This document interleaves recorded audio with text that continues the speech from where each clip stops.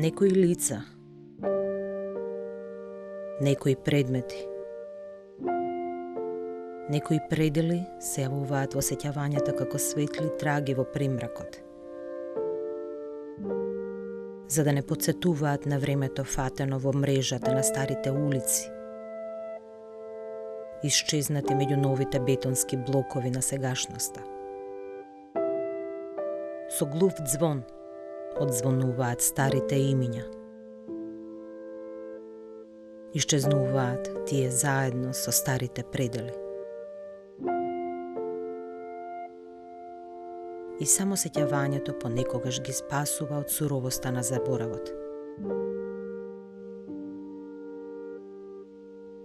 За да ни се вратат несмело, небаре се сеништа што тешко ја поднесуваат дневната светлина. Па така, старите предели се губат полека и за секогаш, заедно со старите имиња. Потонуваат тие во длабините на заборавот и во вировите на секојдневноста.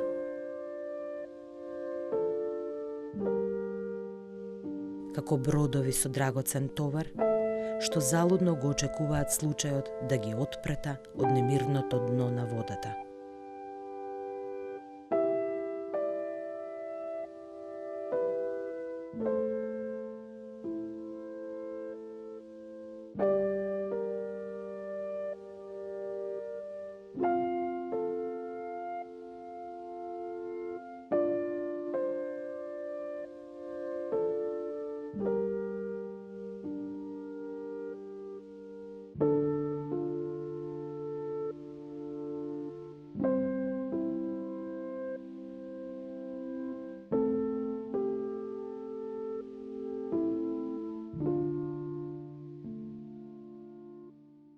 Добро вечер на сите. Овој текст што пред малку го слушнавте е воведен текст од збирката Раскази од онаа страна на заборавот на мојот неодамна починет професор, писателот Благоја Иванов, која има напишано уште во далечна 1975 година. Тој вели дека секој град си има своја лична биографија, си има свој животопис, а тоа го сочинуваат судбините на неговите жители. Она што тој го предвиде уште во далечната 75 година, дека градот ќе почне да замира под бетонот. Тоа денеска многу добро можеме да го видиме.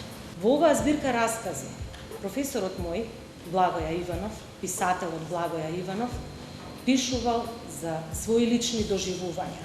За него, професорката Јелена Лужина ќе каже дека тој има таква една ретка чувствителност во својот израз, како ниеден друг писател македонски.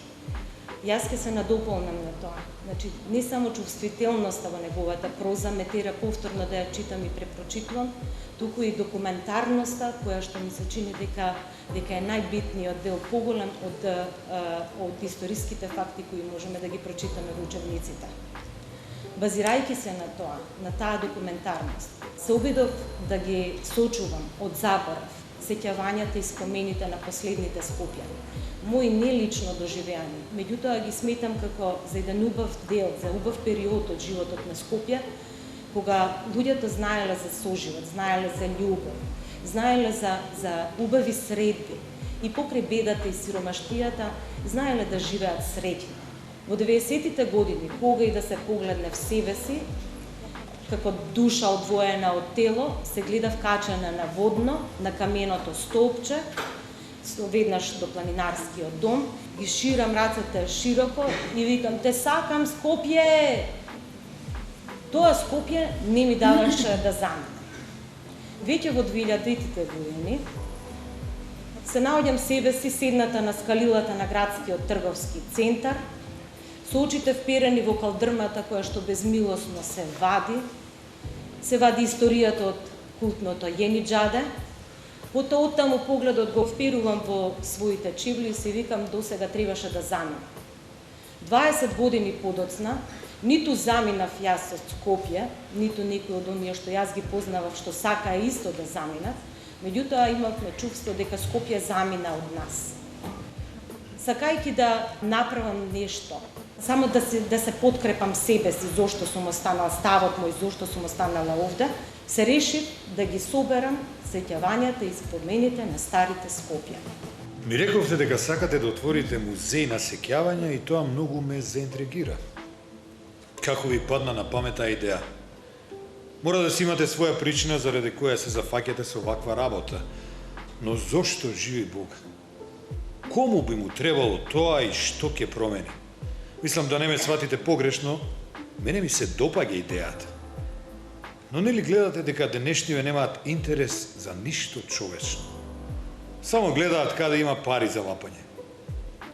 Не ме зачудува тоа што градските власти не го дочекале со возбуда вашиот предлог за зачувување на сеќавањата на старите Скопјани. И ако навистина сте им кажале дека Скопје ќе го снема под неконтролираното градење објекти што го задушуваат градот и напливот на малограѓаштина, тогаш треба да ви биде јасно зошто проектот ви е одбиен. Велите дека луѓето го обликуваат градот. Во тој случај можеме само да констатираме дека некои навистина чудни луѓе дојдоа во него. Но јас сакам да ве поддржам. Ајде да си ја тераме ние нашата работа. Јас меѓу првите ли сум? Прв сум? Одлично. Се радувам што ќе ја започнете својата, така да кажам, работна задача со моите сеќавања, оти малкумина од мојата генерација се уште живи. Се надевам дека ќе ви биде интересно, оти ве гледам дека сте поприлично млада. Обично со историја се занимаваат стари луѓе, извинете доколку ве навредив со оваа констатација, но не мислам ништо лошо со тоа. Напротив. Можам да кажам дека дури малку се израдував што сте млада, оти на овие години ретко кој не погледнува нас старите, а камоли да не праша нешто, било мислење или совет. Ама останува и констатацијата, не само за малото, ама за целиот град, дека она што го знаевме и сакавме, веќе го нема. Не знам зашто уште да ви зборувам, или е доволно сега за сега.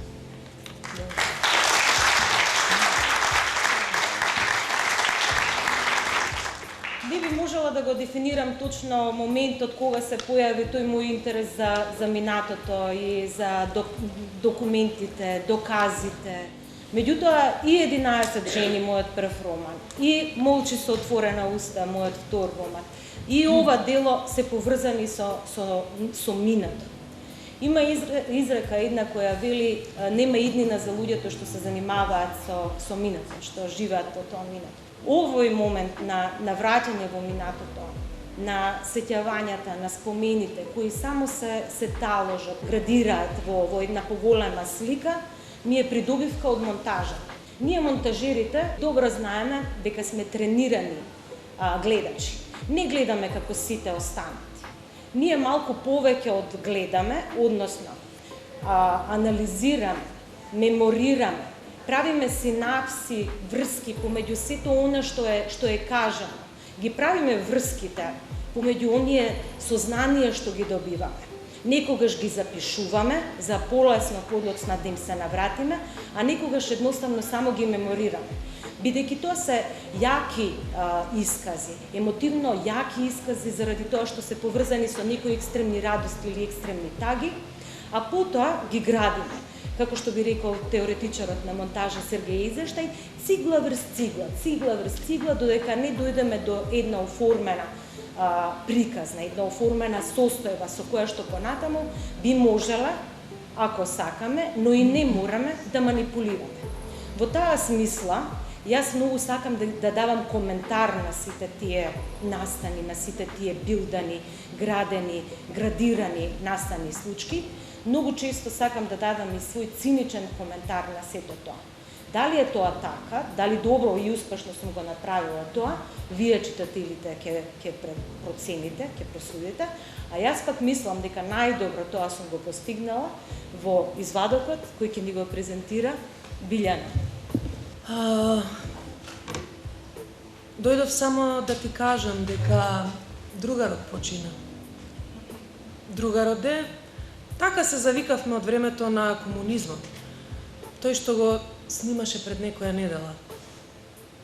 Знаеше дека нема уште многу време, кутриот. Како да сакаш уште нешто да направи пред да си замине од овој свет. Луѓето одат, ама спомените остануваат. Не сум дојдена јас да ти зборувам за моето мало, не ме снимете, молам. На поминување сум од тука, треба да одам на женски пазар. Ама ми кажа што се ти раскажал. Тој најбитното не ти го кажал. За неговата голема љубов. Не ти ја спомна битолчанката? Може би се срамам да ти кажува. Ама и тоа, Бог да го прости, не е за срамење. Баш кај стар човек нема од што да се срами. Било, поминало. Многу ја сакаше Блага. Така се викаше Блага. Не смееше на сонце да излезе, за да не изгори лицето. Да не и потемни кожата, како на селаните. Слушај, треба да одам на пазар, многу се задржа. Ама, уште нешто ти кажам, ќе си одам.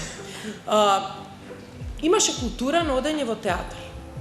Тоа беше привилегија на оние со висок стандард. Не се следеше само представата, туку се остварува и средби со луѓе од висока култура. Тогаш односот на државата кон уметноста беше на многу високо ниво. Уметноста се ценеше, културата се ценеше. Зашто сега скопјаните, иако е големо, со голем број жители, многу малку во него се некако граѓани? Тешко се станува граѓани, затоа што таков имаш многу обврски.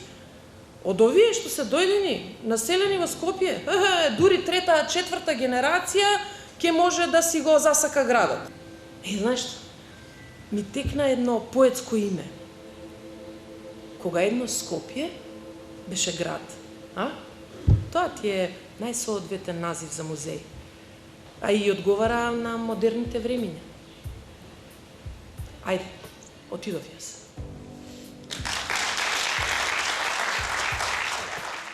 Ви благодарам на сите.